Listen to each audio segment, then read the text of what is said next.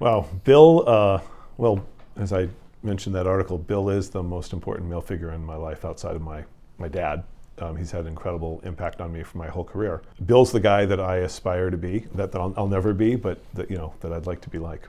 Yeah, actually, the truth is, I'm not part of the drinking football sports crowd, so I'm not in that world. So I don't have any fun stories. I have more things about just things I remember about him.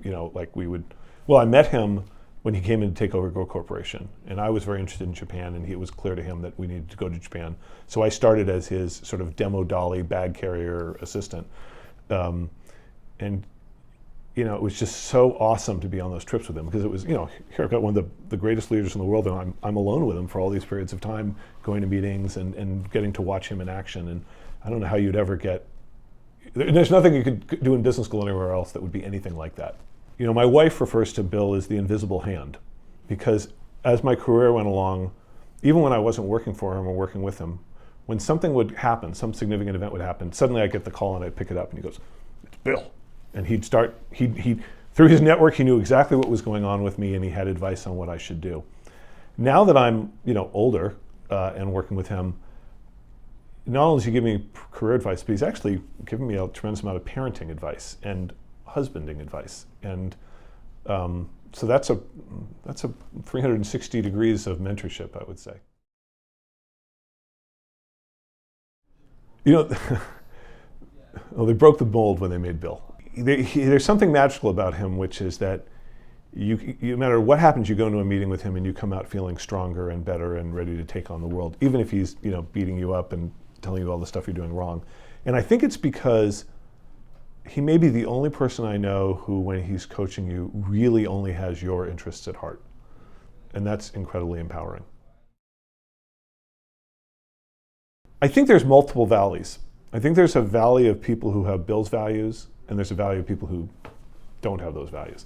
And they're kind of separate worlds, although I think Bill manages to help bridge the gap. But the people that Bill's influenced, I think, are the good guys, right? And the amazing thing about Bill is he has the ability to figure out who good people are very, very quickly.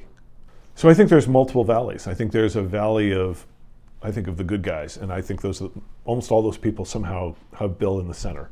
And then there's a whole other world of people who are very cutthroat, who frankly I wouldn't want to have anything to do with.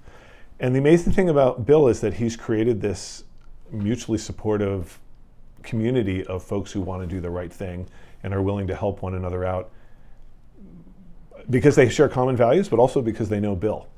And one of the things that Bill has said, he's done so much for me and my family all along, and I've always asked how could I repay that to him? And he said a long time ago, you can't. The way you repay me is to teach these values to the next set of people and make sure they teach it to the people after that. That's about as close to creating a legacy as I could imagine.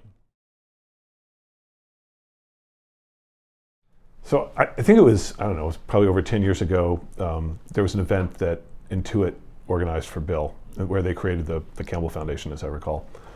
And Donna, we've got a room of there were probably 2,000 people there in the room or something like that. And Donna Dubinski walks up and opens me and she goes, "This is a room of 2,000 people, all of whom think Bill Campbell is their best friend." And everybody laughed. It was perfect.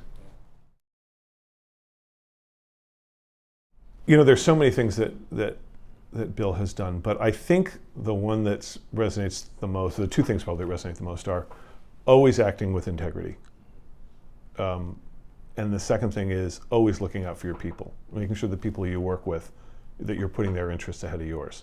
To my earlier point, I think that's why everybody wants to follow him, because you really believe he's in it for your best interest. And so if I can try to always remember to put other people's interests first, hopefully that makes me a better leader as well. Bill, congratulations on being inducted into Global Silicon Valley's Hall of Fame. There's nobody I could imagine would deserve it more than you, and I love you, man.